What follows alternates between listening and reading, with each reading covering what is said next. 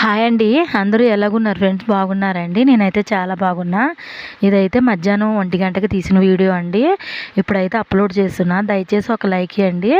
నచ్చిద్దని అనుకుంటున్నానండి. Mini blog అయితే చిన్న వీడియో అయితే తీసి పెడుతున్నా. నచ్చిద్దని అనుకుంటున్నాను.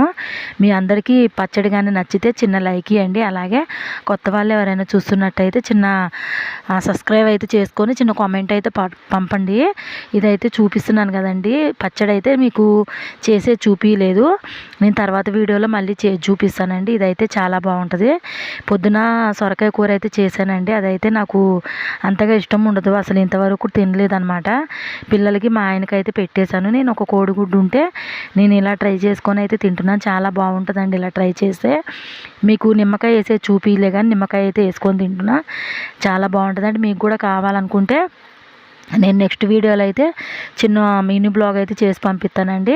నా కోసం ఒక లైక్ కొట్టండి. అలాగే నా ఛానల్ సబ్స్క్రైబ్ చేసుకోండి. ఇప్పుడైతే పచ్చడి అయితే ఎంత బాగుంటుందండి. ఇది అసలుకి ఒక్కసారి తింటే అసలు వదిలిపెట్టడండి.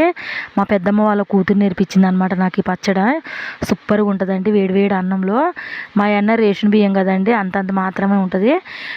చాలా బాగుంటుందండి. ఇంతేనండి. అసలుకి తింటూ వాయిస్ రికార్డింగ్ ఇచ్చేటప్పుడు కూడా చూస్తుంటే నోట్లో అలా నీళ్ళు వచ్చేస్తున్నాయి అనమాట.